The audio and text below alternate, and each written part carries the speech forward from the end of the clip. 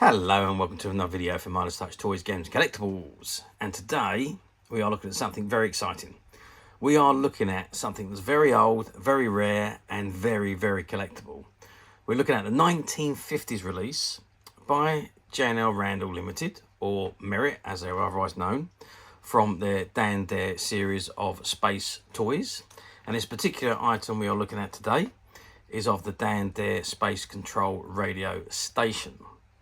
Now, for those of you who don't know who Dan Dare is, Dan Dare was a fictional comic character who appeared in a comic strip entitled Dan Dare Part of the Future, which appeared in the Eagle comics.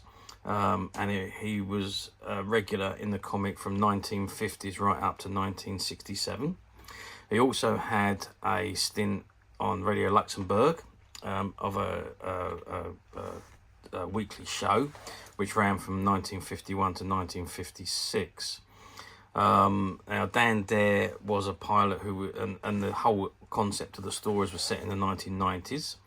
And he was otherwise known, he was kind of like a Buck Rogers or a Biggles in space, if you like.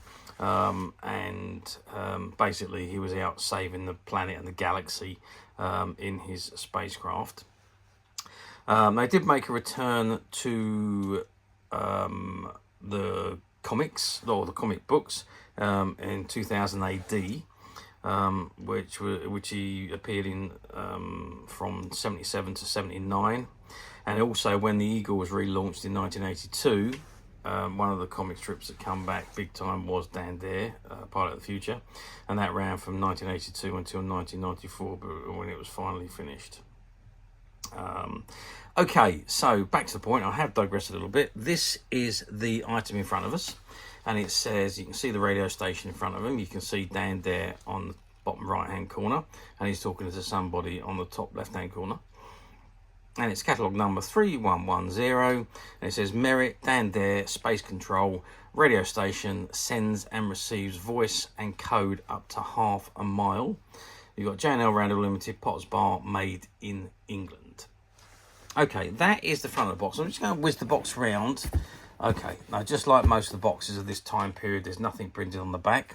However, on the front of the box, or the side of the box, if I just zoom the camera down, it says Dan Dare Space Control Radio Station sends and receives voice and code up to half a mile away.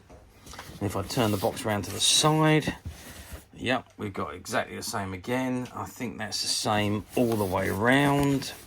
On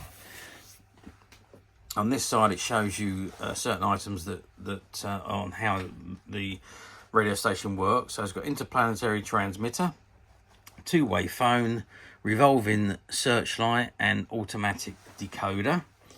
And if we go back to this way, we've got the same again. Dan Dare sends and receives voice and code up to half a mile away. Okay, so that is the item in the box. What we're going to do now is we're going to open the box and have a look at what we've got inside. Okay, so I've removed the lid from the box, and this is how it comes packaged with this on the top. So if I just take that off, we can see what we've got inside. So we have got now this one set comes with two extra hand units there. I'm just going to stand the box up so we can see what we've got inside the box without it falling over, hopefully.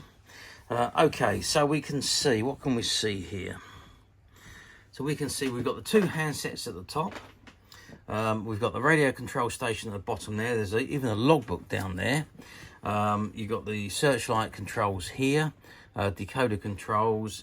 You've got the aerial, the cabling and everything. So, and of course, we've got these two extra receivers, which I don't know why that we've got extra ones, but never mind, they're in the box. I think what we're going to do is I'm going to take everything out of the box. I'm going to try and set this up, and let's see if it actually works. Okay, so I've removed the item from the box and I've stood it up, and I've inserted some batteries in there, and I've plugged the plug into the searchlight here, and if I press the button there, you can see the light comes on. So that's the signals, So that we know that the light works. I'm just going to go over to the telly buzzer now and plug that in. Oh, there we go.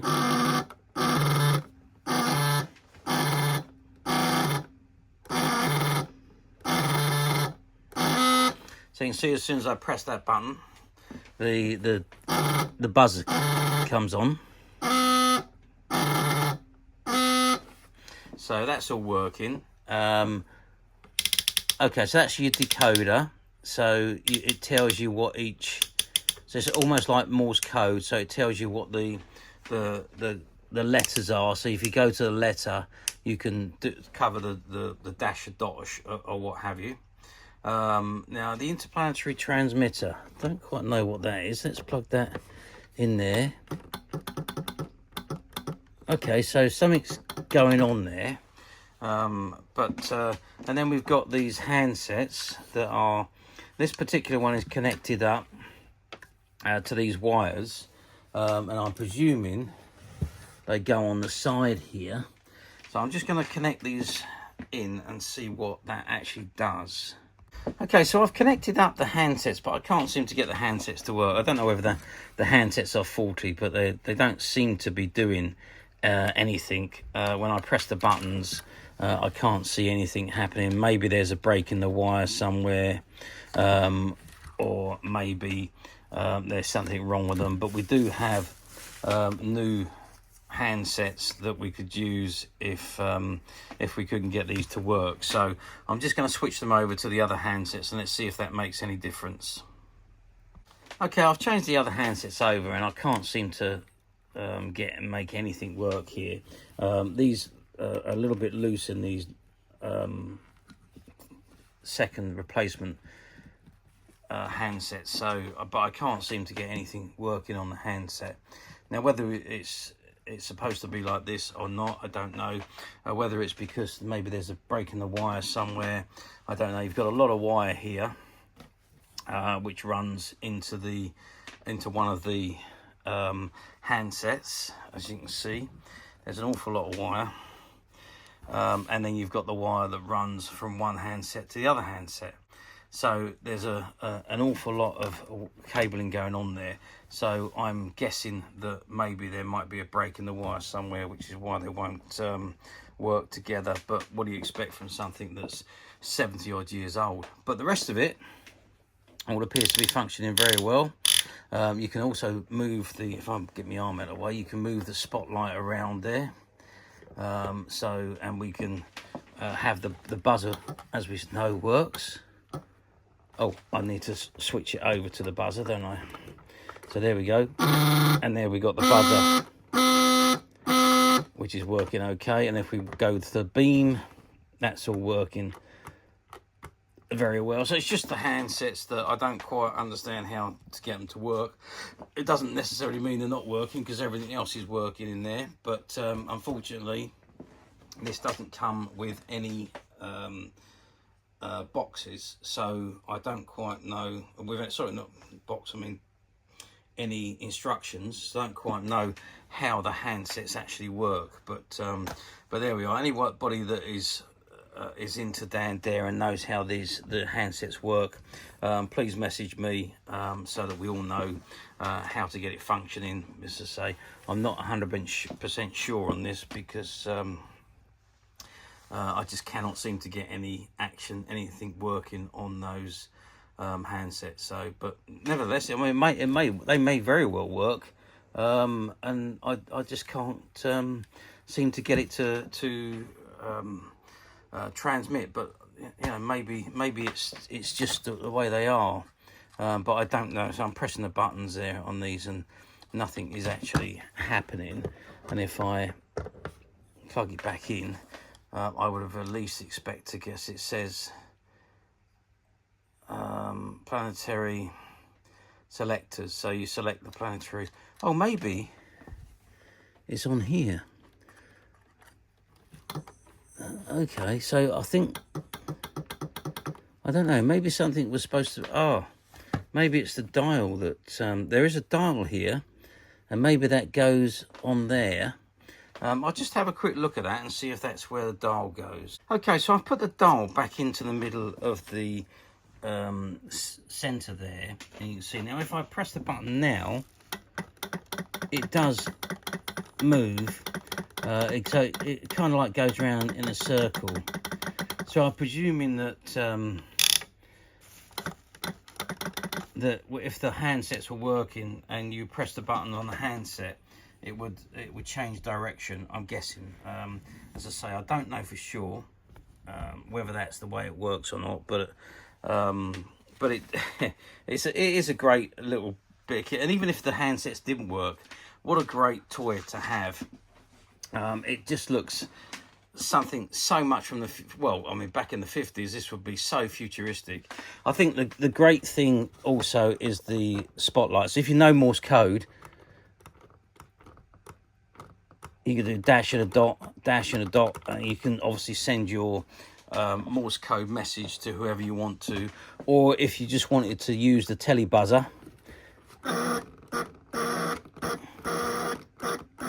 and you can see that the signal detector is moving all the time. So you can see that every button you press, you can see where the signal's coming from. So really, really good piece of kit that is there. And as I say, that's your decoder for your Morse code. You can move your searchlight around and up and down, so that's very good. And then you've got a little notebook there, so you could write your messages in that you receive. And of course, you've got all that cabling that comes with it. So if you outstretch that cabling, maybe it's the cabling that's there's a problem with. I don't know. I mean, there is some loose wires on this particular one, and I presume it's through age. But some of the wires are loose in the connector, so maybe that's it. And there's some joins in the wires here where the two wires have been joined together. Of course, whoever has this, I'm sure you put the clips on that are available now to keep the joints together securely. So anybody that had one of these or has one of these, I'm sure they would secure the wires so that they're covered and attached properly, and there's no worry about any breakage in the connections. But it's probably what it is. It's probably a broken connection somewhere along the line, because we can see we've got power to the machine. We've got everything else is working. It's just these transmitters that I just can't seem to won't work. And of course, without the instructions, it's very difficult to know what is what. But overall, yeah, it's a terrific old vintage toy. As I say, even without the handsets working, the radio set just is fantastic on its own, and something that I think is great. And it must have been incredible for kids back in the 1950s, with very little electronic technology around for kids to play with back then. It must have been wonderful to have something like this, which is from the future. And imagine in the 1950s, this would have been so futuristic for you. And even the little poles that come up that would be the transmitters, also just really do look the part.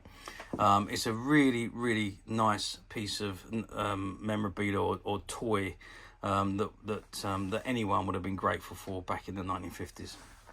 And it's got on there Dan Dare Electronic, Searchlight Beam, Interplanetary Transmitter, and Space Telly Buzzer. Yeah, just phenomenal. Really good. I'm just going to turn it round to the back so you can just have a very quick look at the back before we do anything else. And there you can see you've got a cable tied there, so you can lift it without damaging it. And the battery slot in the back there. And there are two of the 1.5 volt batteries that go in there. I think I can't remember what size they are, but they're the largest of the round batteries that you get. Okay, that is basically it on this. So how well did it do back in the day? Well, I've got to say that in the 1950s, Dan Dare was a very hugely popular character. The Eagle comic was probably the biggest comic out on the market in the 1950s. And Dan Dare, Space Pilot of the Future, was probably, well, yeah, I mean, it had to be. He was one of the biggest characters from comic books at that time. So Dan Dare Toys was very popular. There was a few things that was done for that. There was ray guns and there was dart guns and so on. And there was all sorts of other little pieces of merchandise that was available back in the 50s, all based around Dan Dare and the Eagle comic. But something like this was, I suppose, what you would consider to be the big toy for Dan Dare.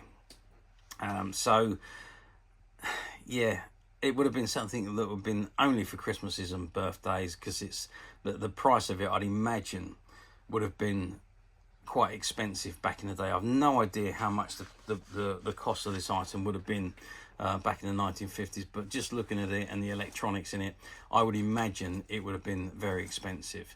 However, they do seem to have sold a big quantity of these, because they do come up fairly regularly on platforms. However, the conditions vary dramatically on the platform, so you do need to be very, very careful, because you might end up buying one that just doesn't work full stop, rather than you know, part of it working or all of it working.